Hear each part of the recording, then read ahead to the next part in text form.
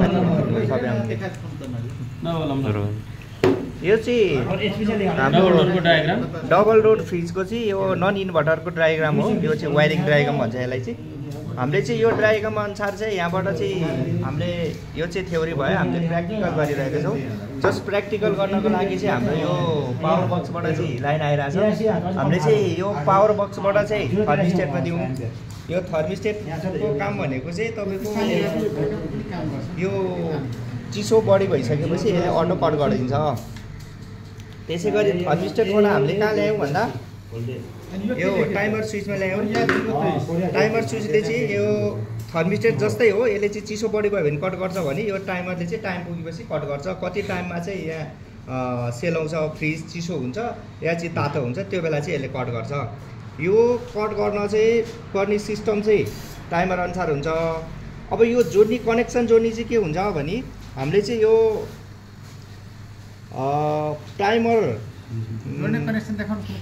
यो timer switch चाहिँ फरक पर्न सक्छ। टाइमर स्विच अनुसारको चाहिँ यो कनेक्सन चाहिँ फरक पर्न सक्छ। हामीले चाहिँ यो टाइमरमा चाहिँ हामीले 1 नम्बरमा न्युट्रल राख्यौँ। हाम्रो चेक गर्नुपर्ने हुन्छ हाल्दा पनि। जस्तो चेक गरिसकेपछि हामीले चाहिँ 1 नम्बरमा चाहिँ न्युट्रल देखेर न्युट्रल जोड्यौँ। त्यसै गरी हाम्रो फेज कमन चाहिँ 3 नम्बरमा भयो र यो फेज आउट चाहिँ हाम्रो 2 नम्बरबाट र 4 नम्बरबाट आउट भएको छ। जस्तै हामीले चेक गर्दा चाहिँ यो थर्मिस्टेट यो टाइमर स्विच चेक गर्दा चाहिँ जहाँ चाहिँ हामीले यो बटम हुन्छ एउटा यो घुमाउने, यो घुमाउँदाखेरि चाहिँ तपाईँको कन्टिन्युसी रेन्जमा चेक गर्दाखेरि चाहिँ यो हामीले घुमाउँदै जाने जहाँ चाहिँ सर्टमा जान्छ भने त्यो चाहिँ हाम्रो हिटरमा जान्छ भने लङमा चाहिँ बिप बज्यो भने चाहिँ यो चाहिँ हाम्रो कम्प्रेसरको ओएलपीमा जान्छ। ओएलपी भनेको ओभरलोड हो, त्यसमा चाहिँ जान्छ। हामीले चाहिँ अहिले के गर्यौँ भन्दा हामीले चेक गर्दाखेरि यो टाइमर स्विचमा चाहिँ के भयो भन्दा एउटा हिटरमा चाहिँ 2 नम्बरबाट गयो भने 4 नम्बरबाट चाहिँ यो ओएलपीमा गएको छ।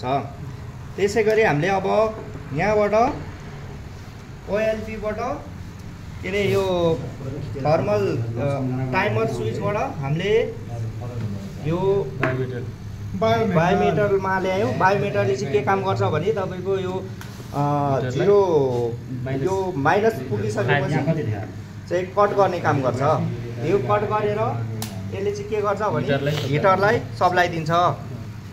अब हामीले यहाँबाट कहाँ ल्यायौँ, थर्मल फ्युजमा ल्यायौँ। यो चाहिँ थर्मल फ्युज हो। हामीले यो थर्मल फ्युजबाट चाहिँ कहाँ जोड्यौँ भन्दा हिटरमा जोड्यौँ। अहिले हाम्रो हिटर चाहिँ अन छैन, यो अन हुँदैन। किन अन हुँदैन भने हामीले चाहिँ यसलाई चाहिँ माइनसमा पुर्याउनु पर्छ। ताकि हामीसँग -5मा पुर्याउने अहिले हामीले भनेको एक्सपिरियन्स गरे हो। यो गर्दाखेरि चाहिँ हाम्रो -5मा पुर्याउने डिभाइस नभएर भएको हो। जस्तो हामीले फ्रिजमा हाल्यौँ भने -5 जान्थ्यो। जब -5 भयो भने यसले चाहिँ के गर्थ्यो भने यो हिटरलाई चाहिँ अन गरिदिन्थ्यो। हिटर अन गरेर यो बल्थ्यो। त्यसै गरी यो हिटरबाट हाम्रो यो हिटरको सक्यो। त्यसै गरी फ्यान, यो चाहिँ यो कुलर फ्यान हो। हाम्रो फ्रिजमा चाहिँ के हुन्छ भने एक ठाउँमा चाहिँ आइस जमेको हुन्छ, त्यो चाहिँ फ्यान मार्फत तलमाथि त्यो एरियालाई चाहिँ दिने काम गर्छ र यसले चाहिँ चिच्याउने काम गर्ने हो, चिसो फिजाउने काम गर्छ। त्यसै गरी हामीले चाहिँ यो चाहिँ एउटा चाहिँ कमनबाट दिउँ भने एउटा आएर हामीले यो हामीले थर्मिस्टेटबाट नै दिउँ यसलाई। त्यसै गरी हाम्रो आयो अब कम्प्रेसरमा आयो। कम्प्रेसरमा के गऱ्यौँ भने हामीले यो एउटा पंखाबाट आएको दियौँ। यो हामीले सिधै टाइमर स्विचबाट आएको चाहिँ ओएलपी दियौँ। त्यसपछि न्युट्रललाई चाहिँ हामीले क्यापेसिटरमा दियौँ। क्यापेसिटरबाट हामीले सिधै ओएलपी के अरे रिले हुँदै चाहिँ हामीले यो रिलेको पनि यो स्टार्टिङ सप्लाईमा दियौँ। त्यसपछि रडिङबाट आउट भयो।